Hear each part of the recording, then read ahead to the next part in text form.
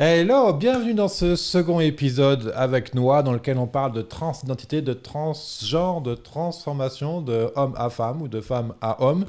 Parce que Noah, justement, est transgenre, il a 28 ans et justement, il nous raconte un peu son parcours de vie, son histoire. Et aujourd'hui, on va aborder un thème clé qui est les bugs qu'implique une transformation, à savoir donc la vie avec la famille, les relations amicales, les relations amoureuses, au travail, et des choses toutes bêtes comme les papiers d'identité, l'administration, ce genre de choses. Voilà.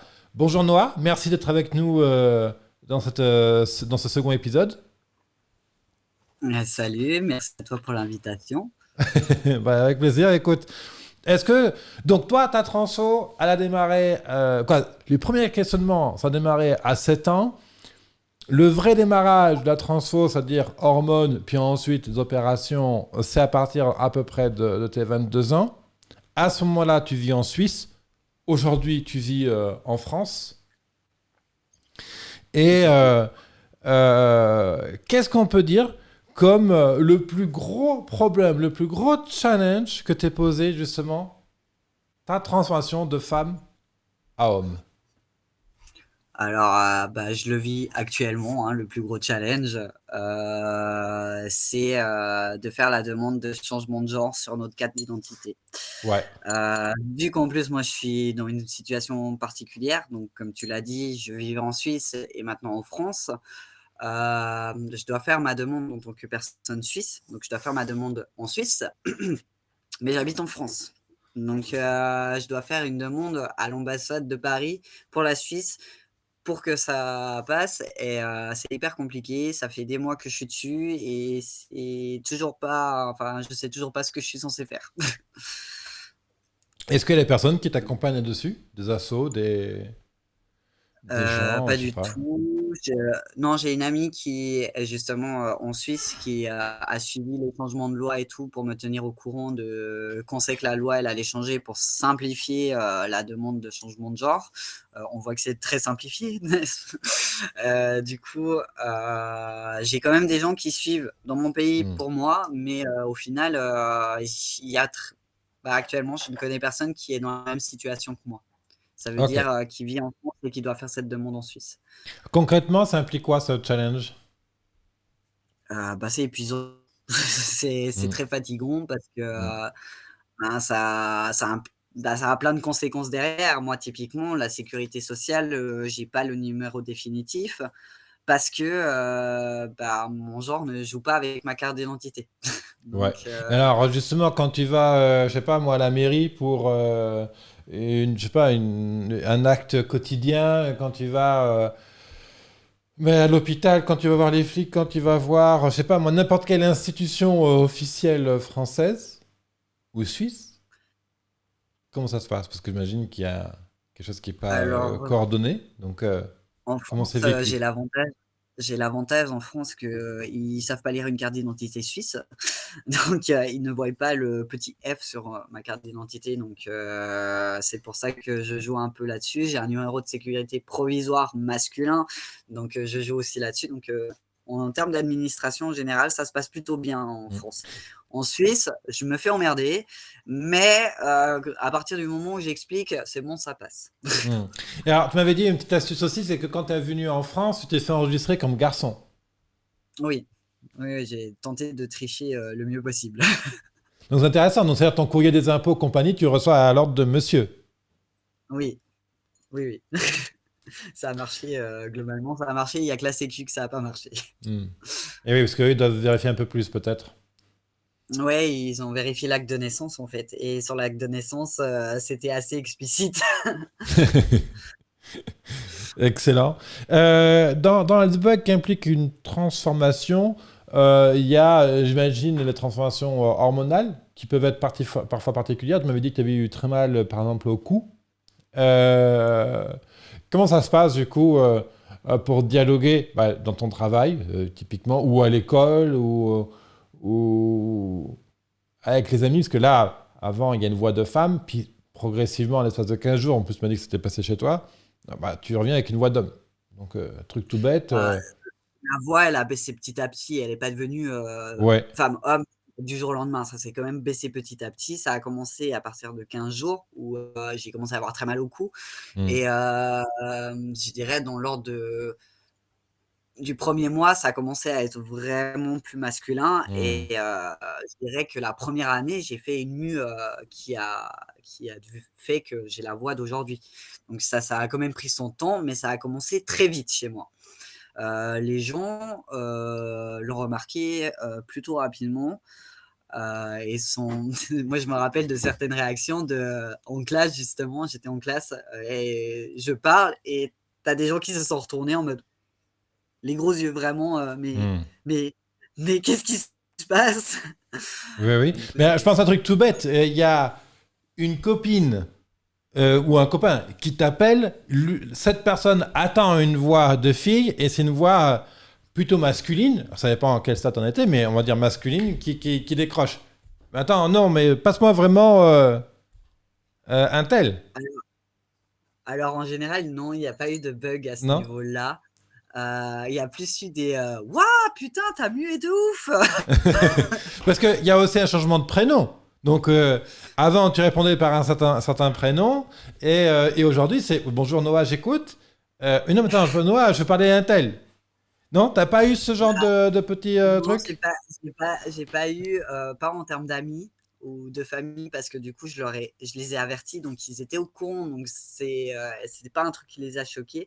Par contre, c'est arrivé avec, bah, typiquement, l'administration, je sais plus ce que c'était, mais ah oui, c'était l'hôpital qui m'appelait pour mes yeux, donc rien à Hmm. voir avec ma transition, qui était pas du tout au courant de ma situation et qui était là. Oui, mais du coup, je veux parler à madame telle et telle. Et moi, j'étais là, bah, en fait, c'est moi. Et du coup, ils ont un peu buggé, c'était très drôle. Et plusieurs fois, ça arrivait que justement, on m'appelle d'une manière administrative parce qu'ils n'étaient pas au courant de ma situation. Hmm. Et alors, du coup, ça bloque? Non, quand on explique la situation, en général, ça passe plutôt bien. Il y a une fois où ça s'est pas bien passé parce que la dame n'était pas très ouverte d'esprit, je pense. Hmm. Et du coup, elle est devenue très froide, mais elle a fait le nécessaire. Donc, en soi, c'était bon. Mais elle était devenue très froide en mode ouais, ça me dérange quand même. Hmm. Je comprends. Ça, ouais, ouais, ouais. Après, aujourd'hui, est-ce que tu penses avoir des ressources et des outils euh, suffisants, en tout cas, ouais, des ressources ouais, suffisantes, je pense que c'est le bon terme, pour gérer justement ces petits bugs, ces incompréhensions, ces blocages que des gens peuvent avoir face à toi. Bah, moi, je suis quelqu'un de très à l'aise, donc qui assume pleinement Hmm. qui je suis. Et je pense que c'est ça mes outils principaux. Ouais. C'est j'ai pas du tout cette honte de qui je suis. Donc, bah, quand je vois que quelqu'un bug, bah, je suis là, ah mais il y a pas de problème. Alors je vous explique la situation.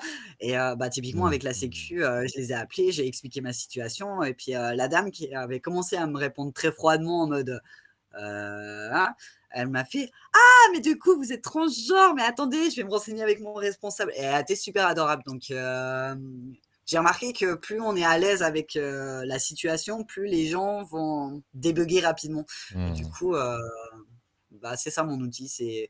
Bah, en fait, je suis comme ça et il n'y a pas de problème. C'est Ça, juste que, c'est bah, du très coup, intéressant ce que tu dis. Le fait de s'assumer pleinement et entièrement, c'est en effet une des clés pour réussir le lien avec le monde extérieur, dépasser les petits trucs qui peuvent nous agresser, parce qu'à partir du moment où on accepte pleinement et entièrement, en fait, l'ego se sent beaucoup moins, mais beaucoup moins attaqué quand tu as quelqu'un qui ne comprend pas, qui envoie un pic, qui pose une question maladroite, etc. Excellent, merci Noah pour ce partage. Moi je propose de venir vraiment au début de cette transformation, parce que c'est quand même le thème, hein, les bugs qui impliquent une transfo. Bon voilà, avant tu es une femme, et le projet c'est de devenir un mec. Comment déjà. Tu m'avais expliqué que c'était un ami qui t'avait parlé de la transidentité, et quand il te parle de ça, c'est waouh, mais en fait, je comprends maintenant qu'est-ce qui se passe, je comprends vers quel chemin je peux aller. Et donc là, il se pose plein de petites questions là. Bah, comment ça se passe? Alors j'imagine que tu fouilles tous les bouquins, tout Internet, machin et tout. La question c'est comment je m'y prends? Comment tu vas procéder pour commencer et répondre à cette question, comment je m'y prends dans cette transfo? Alors, bah, moi, la première chose que j'ai faite, bah, déjà, j'ai même pas dit à mon ami, qui est transgenre, «Ah, mais du coup, ce que tu dis, ça me parle beaucoup». Je lui ai fait comprendre subtilement que je me sentais concerné par ce qu'il racontait, mais en même temps, non, je suis pas concerné, enfin, voilà, c'est pas ma situation. Donc il y a eu quand même un petit moment de déni, hein. Et du Hmm. coup, ce que j'ai fait, moi, c'est j'ai contacté une association, ben, vraiment, spécialisée dans la transidentité, sur Lausanne. Et Hmm. je les ai contactés, je leur ai dit: «Bah, voilà, je viens de capter, que j'étais une personne trans, et je sais pas ce que je suis censé faire. Hmm. Enfin, j'ai l'information, mais c'est tout». Et du coup, l'association m'a donné rendez-vous pour que je les rencontre, et ils m'ont expliqué, les différentes étapes qu'il peut avoir dans une transidentité, que ça soit administrativement, et physiquement. Enfin, Mhm. moi, ce qui me paniquait le plus, c'était vraiment l'administratif, parce que je suis pas quelqu'un qui aime la paperasse, je suis allergique à la paperasse, donc moi, ça me paniquait.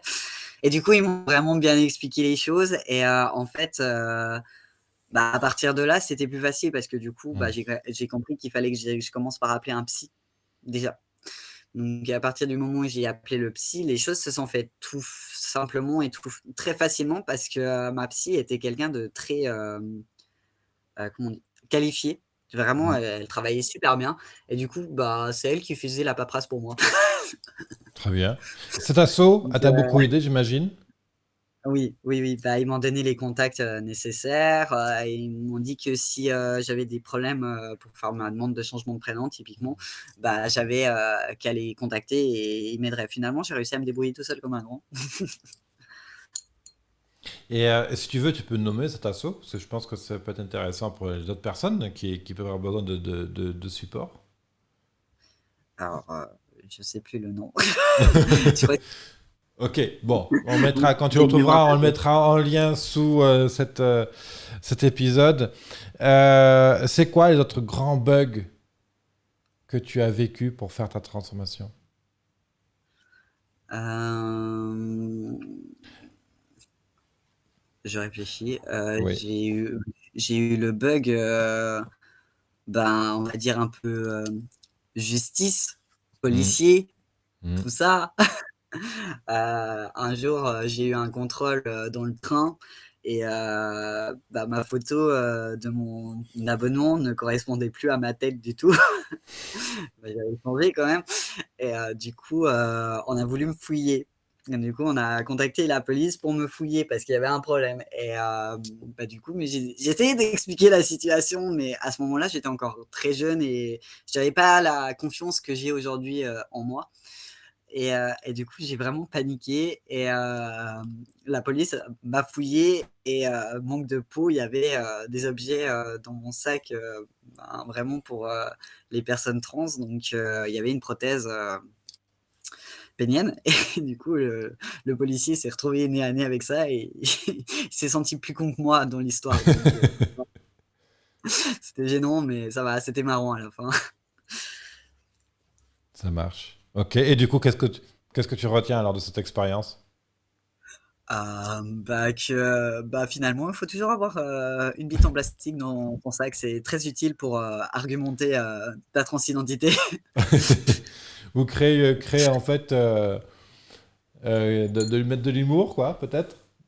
Ouais, mais depuis, je joue beaucoup avec l'humour. J'ai remarqué que c'était quand même assez efficace en général. Les Hmm. gens, ça les met en fait, créer le malaise chez les gens, ça nous aide beaucoup en tant que personne trans. C'est très efficace. Excellent, excellent. Une autre difficulté peut-être qu'implique la transformation, c'est la vie sexuelle. On va en parler dans notre émission, hein, vraiment le matériel trans, etc. Mais je pense que c'est quand même quelque chose d'important, parce que j'imagine que pendant ces phases où tu reçois des injections, ces opérations, physiquement, ça doit être compliqué. Déjà pour vivre au quotidien, alors la vie sexuelle doit être encore un peu plus, je suppose. Et, euh, et puis peut-être que tu avais des relations couple à ce moment-là qui n'acceptent, quoi, qui sont mal terminées parce qu'il y a cette transition, parce qu'elle n'était peut-être pas acceptée, ou tu peux un peu nous parler de ce célibat, vie, relation amoureuse, couple, physique, Alors, donc pendant ces moi, quelques années de transfo. quand j'ai fait mon coming out, j'étais en couple Ouais, avec une fille.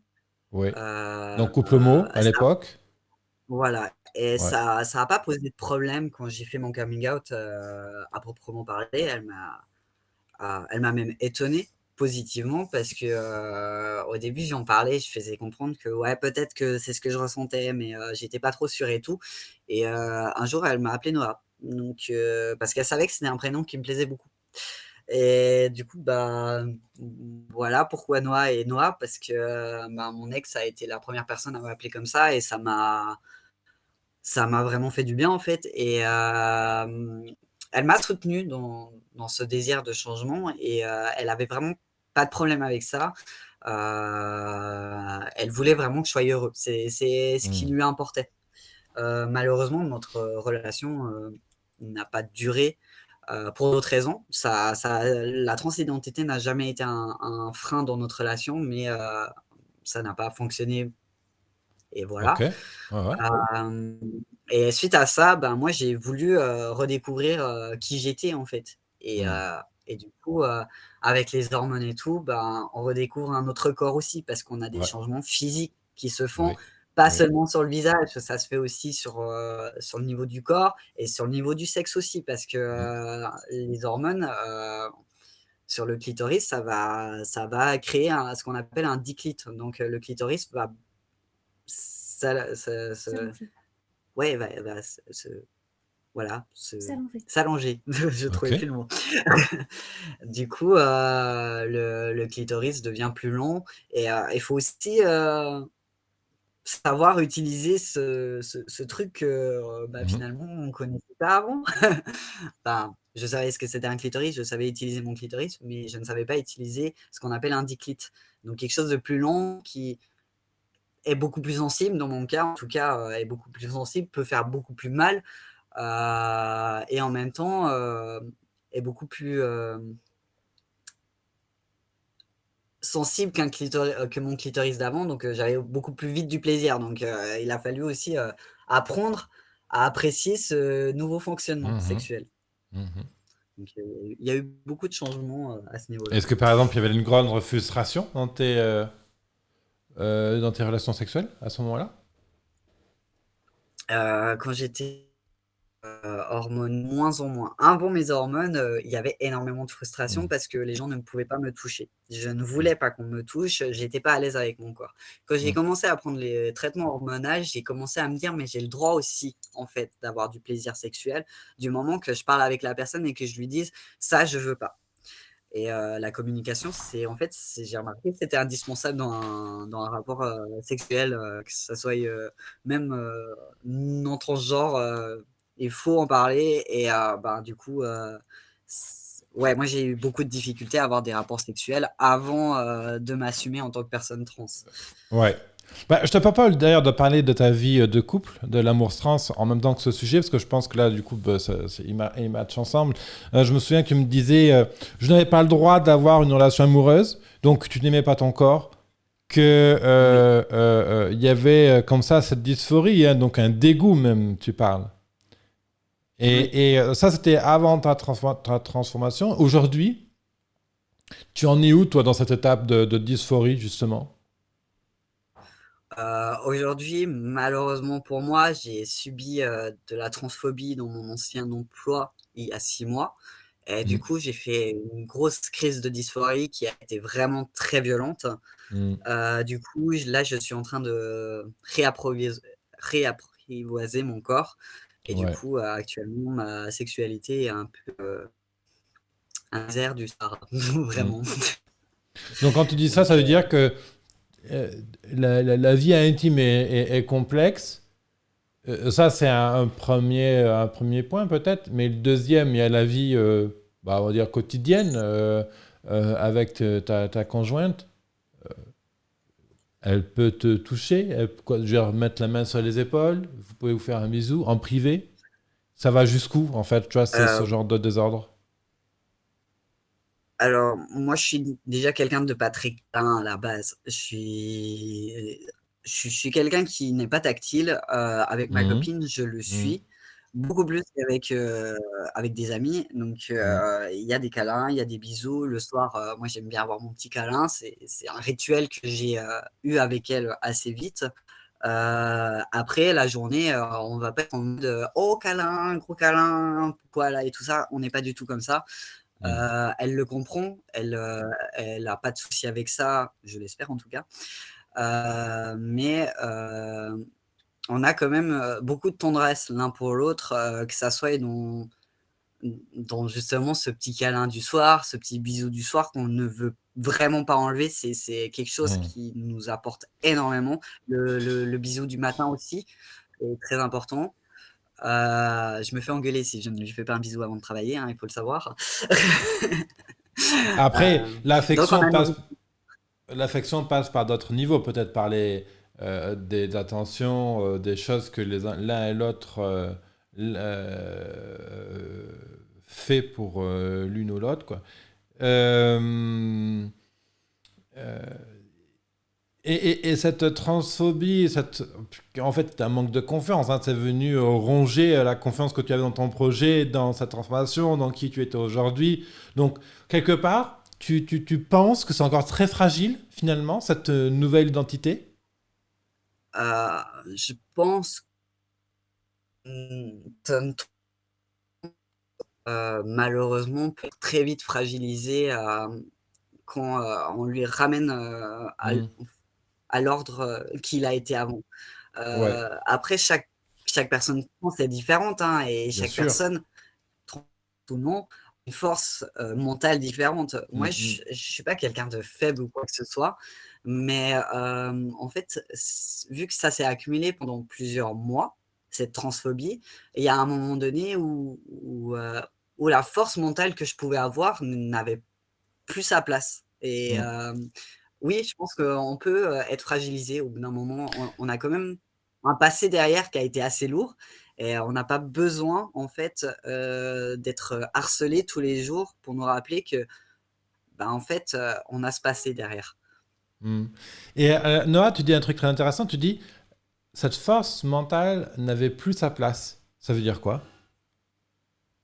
Ben, tout simplement qu'il y a un moment donné, la force mentale a perdu à la guerre.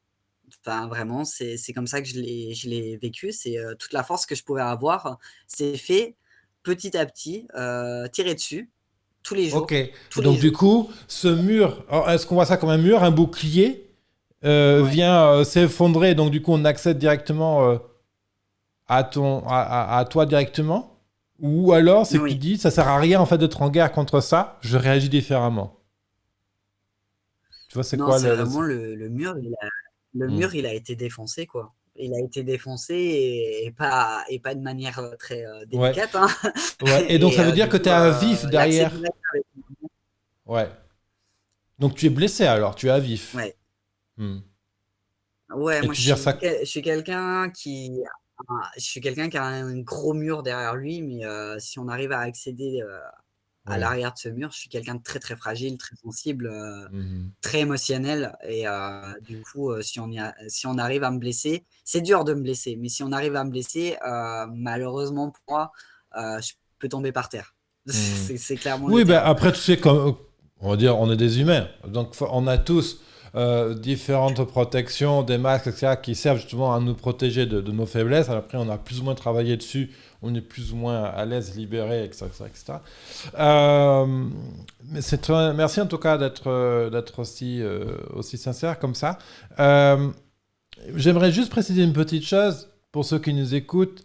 Euh, Effectivement, des fois, on peut être bombardé d'agressions. Alors, ça peut être des mots, des phrases, etc. Ça peut être au travail, ça peut être dans la famille, ça peut être dans les amis, et qui viennent justement fragiliser notre identité.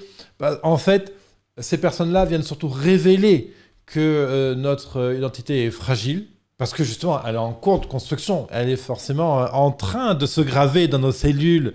Notre cerveau est physiquement en train de recabler comment il fonctionne.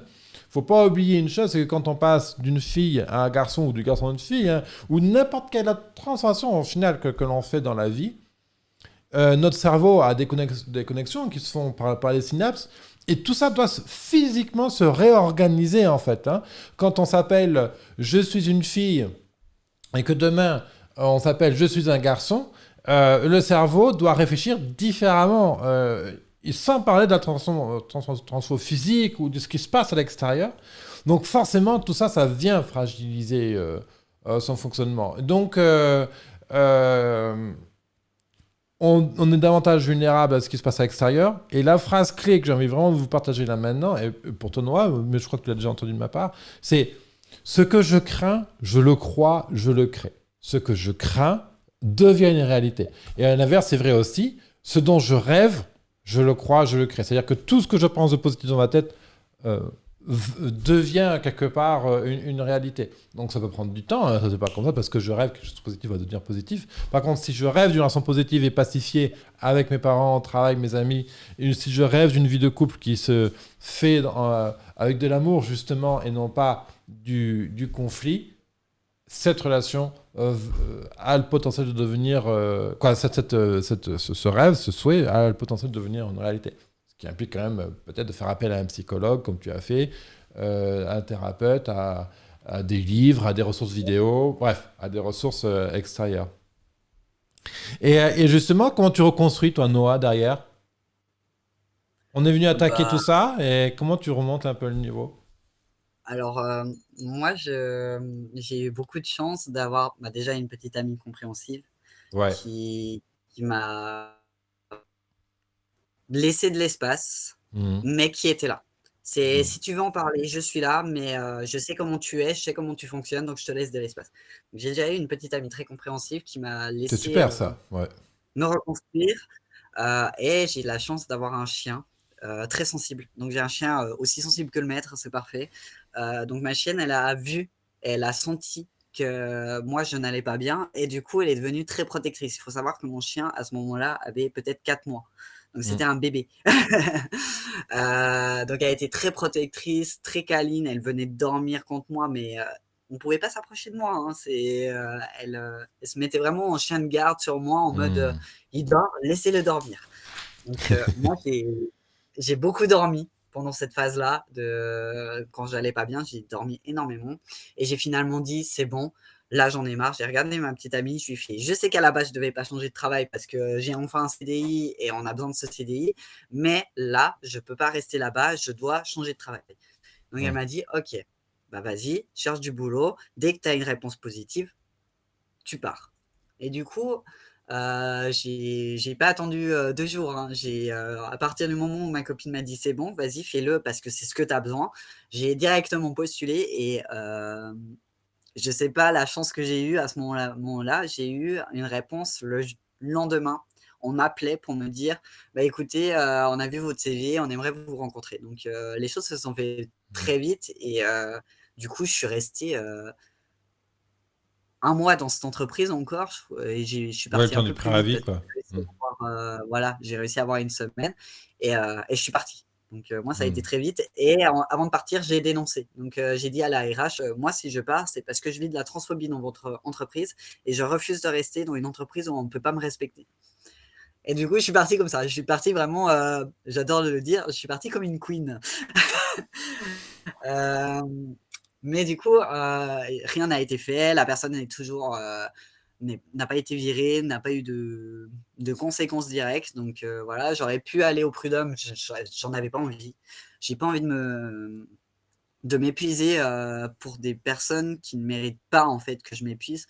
Et du coup, j'ai commencé dans ma nouvelle boîte. J'ai pris une semaine de vacances. Ça a été Oui, très indispensable bien. que je prenne une Mhm. semaine de vacances. La RH de ma nouvelle entreprise m'a demandé de prendre une semaine de vacances, parce qu'elle a senti que j'en avais vraiment besoin. Et quand je suis venu à mon nouvelle entreprise, bah, moi j'étais comme ça, hein. J'avais vraiment peur des gens. Je suis arrivé Mhm. traumatiser des gens en mode, il faut surtout pas qu'ils sachent et du coup, j'ai été protégé par la direction très longtemps. Aujourd'hui, plusieurs de mes collègues ont compris que j'étais une personne trans et tout se passe très bien Et moi, de mon côté, ben, je me suis reconstruit. Je me suis reconstruit en apprenant à connaître mes collègues, mes employés, je suis pas chef, en apprenant à connaître mes collègues, en discutant avec mes collègues, en voyant aussi l'ouverture d'esprit de mes collègues, sans pour autant dire bah, moi je suis tronc. C'était plus on parlait de ce sujet et moi j'écoutais, je donnais mon avis sans dire que j'étais concerné. Et bah, finalement, j'ai vu ben, que le monde, il n'était pas mort encore, qu'il y avait des belles personnes et qui étaient de notre côté et qui voulaient vraiment nous aider à nous élever. Et du coup, ben, en fait, je pense ce qui m'a aidé à me reconstruire, c'est de voir bah, que les gens, ils n'étaient pas tous mauvais. Excellent, ouais. Peur des gens, c'est très intéressant ça. On voit à quel point des fois l'agression extérieure, donc là en l'occurrence la transphobie, mais ça peut être aussi de l'homophobie, ça peut être de manière générale quand ton identité, ton intégrité n'est pas respectée, effectivement on se met à développer des peurs, en fait, des hontes, la baisse de l'amour qu'on se porte, donc de l'estime de soi, de la reconnaissance de soi baisse à un point que justement on se dit mais en fait je vaux rien, je suis rien, en fait je suis moche, en fait je suis pas capable, etc. Quoi. Plein de phrases comme ça. Et on rentre même parfois dans des périodes de déni où on dit mais non mais en fait il a raison. Il y a une personne qui tape dessus, tu dis mais il a raison en fait parce que je suis comme ça en fait. Et c'est une spirale vraiment vicieuse. Et c'est vraiment là où j'exhorte ces personnes qui vivent dans des difficultés-là à aller en parler avec quelqu'un. Un frère, une sœur, la maman, le père, le conjoint, la conjointe, un psychologue, un thérapeute, un mentor, peu importe, mais aller en parler. Vraiment, ce qui est important, c'est de sortir de ce vase qui enferme, parce qu'il va venir renforcer ce que j'ai dit tout à l'heure, ce que je crains, je le crois, je le crée. Comme je pense que je suis moche, alors l'autre il a raison de me dire ça, donc c'est normal que j'ai pas accès à tel travail, à telle relation amoureuse, à telle vie amicale, à telle vie familiale, etc., etc. Et du coup on se renferme, on descend. Et là c'est, comme tu parlais tout à l'heure, hein, ce mur, hein, cette protection, qui est pas forcément saine non plus, mais en tout cas ce mur devient de plus en plus fragile. Et donc, bah, toute cette fragilité peut prendre des proportions très, très importantes. D'autres ressources, ça peut être la prière, la religion, pour la spiritualité, hein, pour ceux qui pratiquent une religion. Alors moi, je parle d'une religion, d'une spiritualité ouverte, hein, pas celle qui interdit les préservatifs et l'avortement, hein, bien entendu. Oui, parce que c'est un grand sujet, c'est qu'on n'aura pas le temps d'aborder ensemble, hein, mais... Peur des gens. Euh, on peut dire quand même qu'il y a eu un terrain très favorable hein, dans ton écosystème, Noah. D'abord, une maman qui accepte, alors je ne sais pas jusqu'où elle va t'aider, mais en tout cas qui accepte qui est support, en tout cas, hein, qui a une vraie oreille de maman. Ta conjointe aussi, hein, je pense que c'est important. Cet asso Mhm. ensuite qui va t'aider à faire cette transfo. Et tu m'avais dit aussi qu'il y avait une asso suisse, ou française, je ne sais plus, mais LD31 qui t'avait aidé à financer les opérations, parce que justement, un des grands drames des personnes transgenres, c'est la prostitution, hein, pour financer leur transformation. Et toi, justement, tu as échappé à ça. Comment ça a été une peur, Alors, l'aspect financier pour toi? non, l'aspect financier, non, parce que moi, c'est pas, c'est l'assurance directement qui a pris en charge. Et j'avais mis de l'argent de côté dans tous les cas pour, au cas où, l'assurance, ne voulait pas prendre tout en charge Mm. et finalement, j'ai payé qu'une infime partie de l'opération.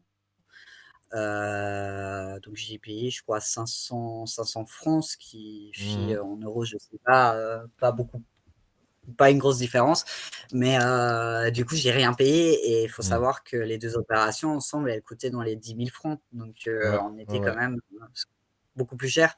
Et finalement, ben, du coup, ça s'est plutôt bien passé, quoi. Ouais. J'ai Et donc oui, c'est LD31, je crois que tu m'avais dit, qui t'avait accompagné aussi sur l'aspect financier. Accompagné au moins alors d'un point de vue ALD illustratif, 31, quoi. ALD 31, c'est pas du tout moi, c'est en France. Vu que moi je me suis fait opérer en Suisse, j'ai pas été concerné par la LD 31. Ok. Mais en France, la LD1 fait partie d'un processus de la sécurité sociale pour les personnes transgenres. Donc Mm. en gros, avec la LD 31, dans la logique des choses, si on a la demande qui a été accordée, on ne paye pas l'opération. Ok, impeccable. Et alors, je reviens un peu sur cette vie de couple avant de conclure ce second épisode, Noah. Oui. Dans l'autre épisode, on parlera de matériel trans, on parlera de terminologie, des questions qu'il ne faut pas poser à une personne trans, des sujets très passionnants. D'ailleurs, si tu nous écoutes, que tu aimes les sujets qu'on aborde, je t'invite à poser des questions dessous. Noah ou moi-même, on y répondra. Et sache tu peux retrouver un guide qui s'appelle Homo Heureux mode d'emploi, justement, quand tu sens quelqu'un d'homo, de trans ou futur trans qui se pose des questions bref par rapport à sa sexualité, hein, c'est un guide ouvert. Et ça se passe sur homoheureux.fr, tu as les liens sous la vidéo en fonction d'où est-ce que tu nous écoutes. Est-ce qu'on peut dire vraiment qu'il y a eu trois grandes phases dans ta vie intime? Cette phase où tu es homo, cette phase de transformation avec beaucoup de dysphorie, beaucoup de dégoût, quelque chose de très compliqué, et aujourd'hui, où quand même, ça, de ce que j'entends, hein, ça tend à s'apaiser, à trouver un rythme qui le tient, qui est respectueux, qui est avec moins d'accro, moins d'agression peut-être vécue dans ton intérieur. Ben, la dernière phase, c'est le respect de soi-même, tout simplement. Hmm. C'est communiquer avec soi, écouter Ouais, ses besoins et finalement, respecter ouais, les besoins. très Donc important. Super. c'est cette phase et c'est la phase, que je souhaite à tout le monde d'atteindre, Hmm. le plus rapidement possible au final. Comment tu as fait pour la développer, justement? L'écoute de soi, le respect de soi. Comment tu fais pour en venir là? Honnêtement, je pense que ma copine y est pour quelque chose Hmm. parce qu'elle m'a rencontré, moi je ne me respectais pas, je ne m'écoutais pas, je Ça ne prenait quelle forme? Tu mangeais n'importe quoi? Ça prenait quelle forme, ah ce non, non-respect, non, cette en termes de non-écoute? nourriture, ça va, j'ai toujours été plutôt bien. Non, moi en fait, je suis quelqu'un qui n'écoutait pas du tout mes besoins sexuels typiquement. Donc moi quand j'avais envie de coucher avec quelqu'un, je couchais avec quelqu'un et le problème c'est que, bah, en fait, je j'ai pas remarqué tout de suite, c'est avec le temps que je l'ai remarqué, mais en fait, j'écoutais mes pulsions sexuelles, donc mes envies sexuelles, mais pas ce que mon moi intérieur voulait vraiment et souvent j'ai couché avec des personnes alors que j'en avais pas du tout envie. Je me suis, forcé d'une certaine manière à coucher avec des personnes typiquement. Tu cherches à te prouver quelque Heu, chose? ouais peut-être, je sais pas. Je sais que la sexualité, c'est quelque chose d'important pour moi. Je Hmm. suis un accro du sexe, Hmm. mais en même temps, qui dit accro du sexe ne veut pas forcément dire, devoir coucher avec quelqu'un et moi je le faisais parce que, bah, j'avais envie de coucher avec quelqu'un. Mon corps me disait: «Tu as envie de coucher avec quelqu'un», donc je faisais voilà, j'écoute mon corps, mais j'écoute pas du tout ce que ma tête voulait réellement. Donc et pareil avec les relations, que ça soit amicales, sentimentales ou tout, je n'allais qu'auprès des personnes qui ne me respectaient pas.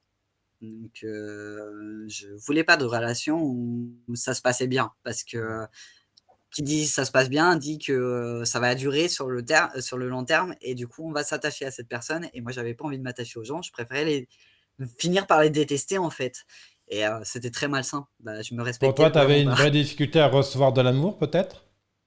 Oui. Ah oui, moi, il fallait pas me respecter. Hmm.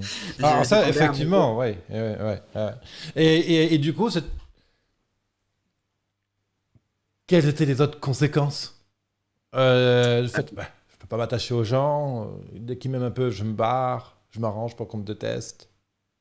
Ah Ça allait bah, les jusqu'où? conséquences ont été, bah, la solitude, le sentiment de solitude quand même, parce qu'on se retrouve très seul avec soi-même tout le temps. On est là, mais des fois, j'aimerais bien quand même avoir, ne serait-ce qu'une amie, sur qui compter, réellement. Bon, à part ça, j'ai une amie, ça fait 10 ans que c'est ma meilleure amie, donc c'est la seule personne avec qui j'ai vraiment tenu une relation, à longueur, et Hmm. tout, mais sinon j'ai vraiment de la peine à vraiment créer un lien avec les gens et au final, je me suis toujours sentie très seule parce que, bah, du coup, bah, j'ai jamais eu de relation, saine et bah, ça fait mal, en fait, parce qu'au bout d'un moment, on remarque, bah, les gens, ils jouent avec nous, ils profitent de nous et on est là, mais je laisse les gens faire ça. Je Mm. leur autorise, en fait, à m'utiliser comme, un paillasson et à essuyer ses pieds sur ma gueule Ouais, et tu parlais de fétichisme aussi à un moment donné. oui, oui, quand on est une personne trans, le risque, c'est d'être, du un outil de fétichisme pour les gens. Mm. Il y a des gens qui veulent, il y a des gens qui demandent, qu'à coucher avec une personne trans parce que, c'est différent. Mm. C'est Et ça vient, j'imagine, complexifier toi ton travail, donc ton processus identitaire, ce processus de se respecter, de s'écouter, euh, de donner du sens aussi à ce qu'on est en train de faire, dans tout, dans tout ce qu'on fait dans la vie. Et puis, puis finalement, j'imagine des questionnements sur quel genre de personne avec qui tu as envie de vivre. ben, Mais genre, la pas au question, sens sexuel, mais genre le type, quoi. la Quoi, la ques la question, elle a été très dure à se poser, hein, parce que moi, vraiment, je me voyais pas me mettre dans une relation saine. Alors, moi, j'ai laissé les gens, m'utiliser, sexuellement, bah, ça te fait fantasmer de coucher avec une trans, bah, couche avec moi, écoute, comme ça, moi, j'assouvis ma pulsion sexuelle et puis, toi, tu réalises ton fantasme. Alors qu'en vrai, si on y réfléchit, c'est vraiment écœurant. Enfin, c'est vraiment dégueulasse. Et j'ai laissé les gens faire ça et mm. moi, quand j'ai rencontré ma copine, je lui ai clairement dit, «Bon, bah, moi, l'amour, bof, bof, hein, j'aime pas trop ça et si toi, tu veux t'attacher à moi, c'est mort, hein». Bah, ça fait 2 ans qu'on est ensemble. C'est super ça. Mmh. Moi, Ouais. et est-ce que ta maman ou est-ce que ou d'autres personnes t'entendaient des choses par rapport, mais du genre, mais pourquoi tu détestes autant prends soin de toi ou tu vois des sortes Heu, d'injonctions comme ça qui en fait c'est de l'amour, mais qui cherchent, des gens qui cherchent à te dire mais prends soin de toi bordel. Est-ce que tu avais des choses bah, comme ça? c'est un peu triste à dire, mais du coup, personne me l'a fait remarquer Mm. pendant tout ce temps. À part mon amie de 10 ans qui, elle, essayait de me protéger comme elle pouvait, c'était, vraiment, je la compare à un gilet pare-balles.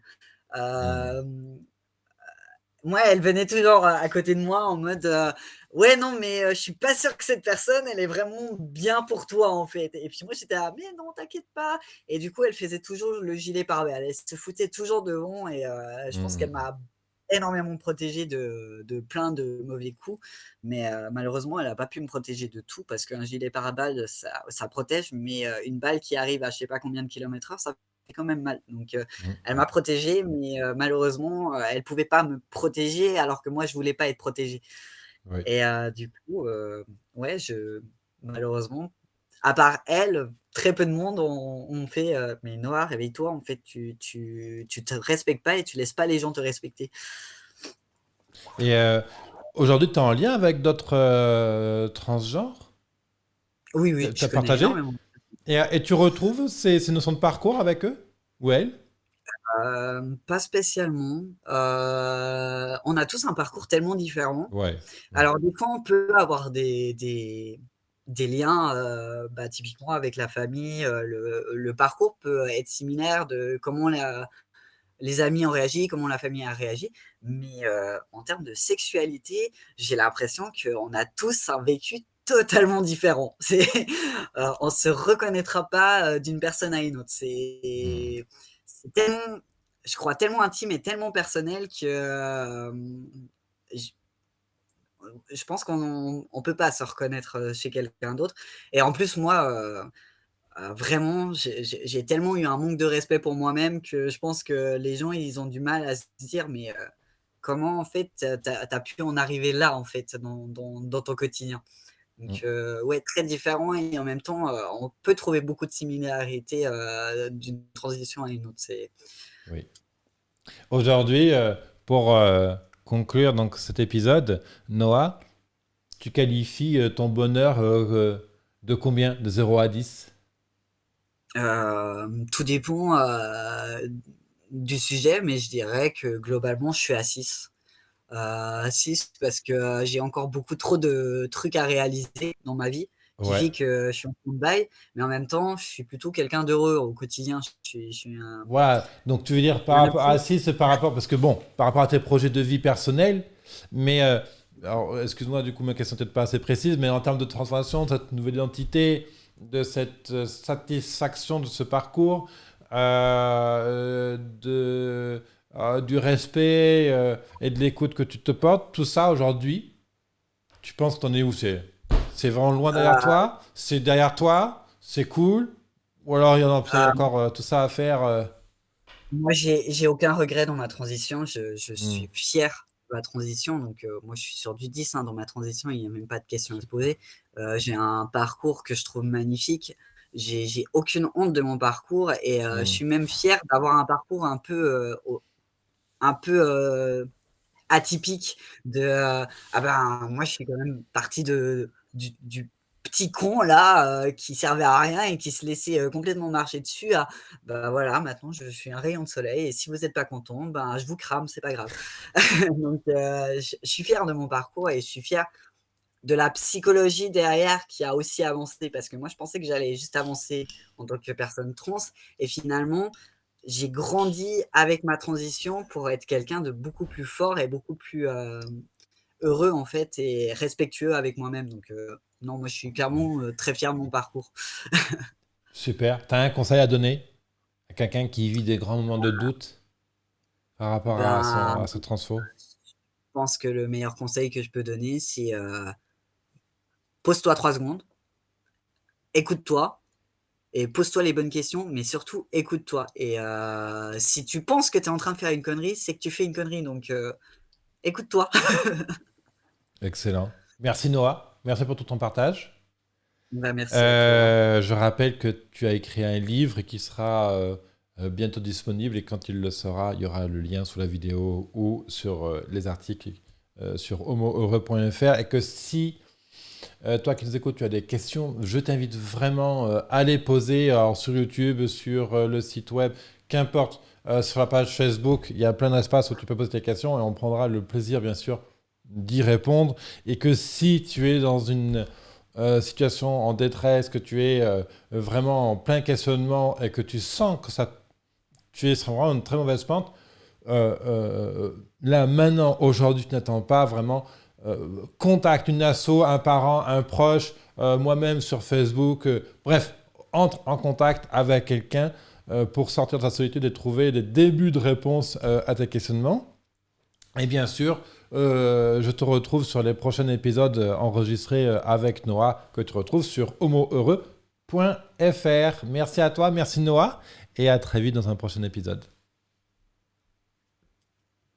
Bye.